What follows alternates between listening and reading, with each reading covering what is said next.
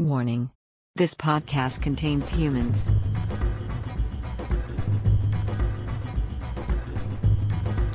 Hi, how are you doing? This is Matt and welcome to another MSPx. Now this show is going to go out on both video and audio, which means I get to edit it twice. But I'm very happy to report that from next week, MSP, our audio show, will be returning to BFM and its regular weekly schedule. Now, Malaysia is starting to reopen its economy and get people back to work, but it's not business as usual, at least not yet. So I will continue to record both the podcast and, the audio show and these video shows from home for the foreseeable future. If you're listening to the audio version of this, you can find the videos on Culture Pop's YouTube and IGTV channels. So why are we coming back to video conferencing for today's episode? Even though countries around the world are starting to loosen movement and working restrictions, many of those nations and the companies that operate in them are advising people to work from home where and when possible. Some companies are asking non-critical employees to continue to work from home, which means that even though many of us can now go about our daily lives to some kind of limited effect, video conferencing is going to remain a critical component of our daily lives. Whether it's to stay in touch with family members who used to be just a car journey away and are suddenly distant, or to meet with work-from-home colleagues to collaborate or conduct team-building exercises, or just to hang out with friends in the evening, eating and watching Netflix together over a Wi-Fi link instead of meeting up in real life. Now, one of the things we come back to quite often on these shows is how fast digital norms evolve. Technologies appear and suddenly they dominate our lives, and video conferencing is one of these technologies. It's been around in some form for 20 years, probably more actually, but for most of us it's something that we use occasionally and pretty much grudgingly. Now, in the face of a disease that no one anticipated, we're living a huge chunk of our lives on screen. And this thing that we happily ignored until 2 months ago is now starting to cause us these feelings of stress and, of course, this sensation of overload. So what is the problem with video? Well, it turns out that it's not a great solution to the problem of meeting people face to face. For starters, there are the platforms themselves. If you're lucky, your company may limit itself to a single platform, but many people are actually juggling multiple apps. It might be Microsoft Teams or Google Hangouts. It could be Zoom or Skype or even Messenger videos. So you're desperately trying to remember how each platform works, where the chat is, and how to share your screen. Because not all of us have the luxury of living in Instagram-ready homes. And the pressure of everyone being confined and living in such close proximity means that working space may be at a premium. So you have the added pressure of what your surroundings look like. Now, some video services allow you to insert your own background or to blur out everything around you, but not all of them do. Those are just some of the technical problems. And it turns out that the human side is even more complex.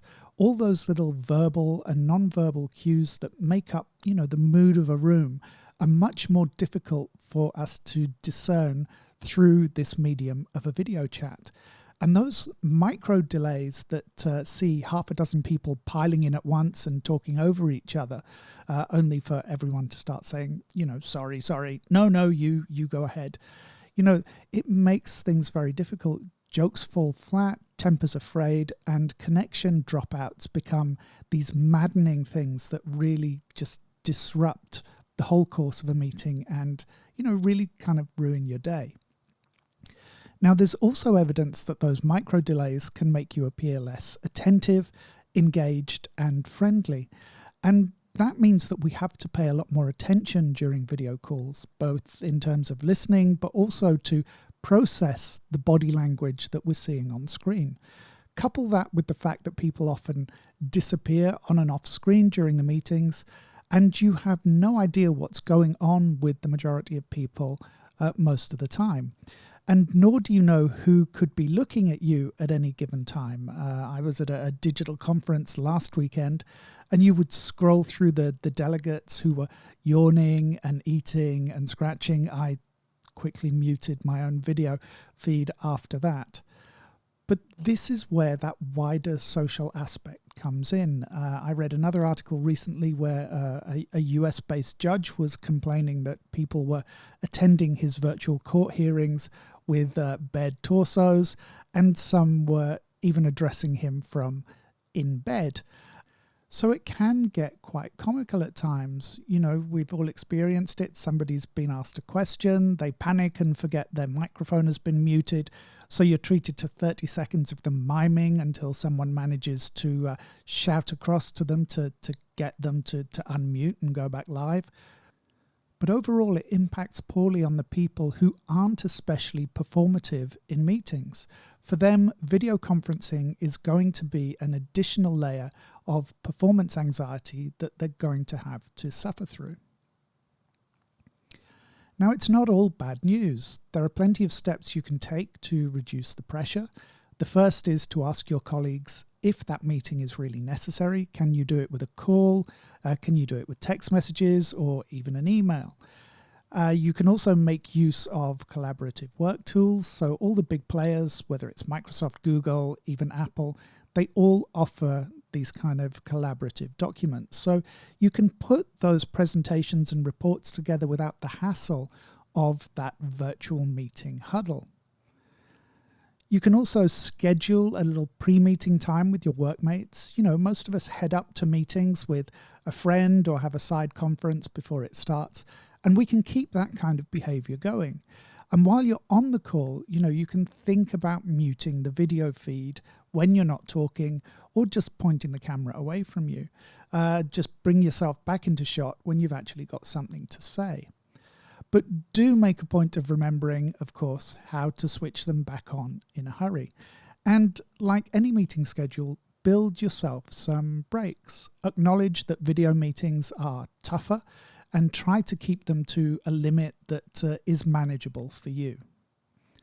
Because developing that personal system of management is going to be key, because it looks like video conferencing is here to stay. As I mentioned at the start, companies may try to limit future disruption by operating more flexible work-from-home business models. We may see limits on public and social gatherings for many months to come. So we have to figure out how to live with all of that social pressure as well. This fear that our lives have turned into an episode of Black Mirror, that we're trapped in boxes of varying size and quality, and we have this screen as our main interface with the outside world. Because that's how it feels sometimes. It feels like our lives have become some vast digital and social sandbox for people like me to experiment with. But there isn't a blueprint for where we are now. We don't know what the outcomes are going to be. But we do know that isolation is no answer either. Isolation and loneliness, they can be, soul destroying. They can be incredibly disruptive. Mental health professionals are worried about the long-term impact and hangover of all of these lockdowns, especially amongst the young, whose craving for social contact is actually a critical part of their development. So try and use this digital armory positively. Use these tools in a way that works for you. Ring-fence that work-life balance thing. Don't be lured into always being available just because your dining table is now your office. And time with your friends is supposed to be fun. It's not supposed to be a chore that you have to suffer through. The chances are, if you're feeling bored or devalued by the video experience, then your friends probably are too. So do something different, even if it means jumping on an app like House Party rather than just doing those Zooms, and just, play some silly quiz games. Silent Zooms have become a thing, often between large groups of strangers. They're literally just people working with the video on and their microphones muted, but they're offering silent support to one another, and a lot of people seem to be finding some kind of consolation and solidarity in these things.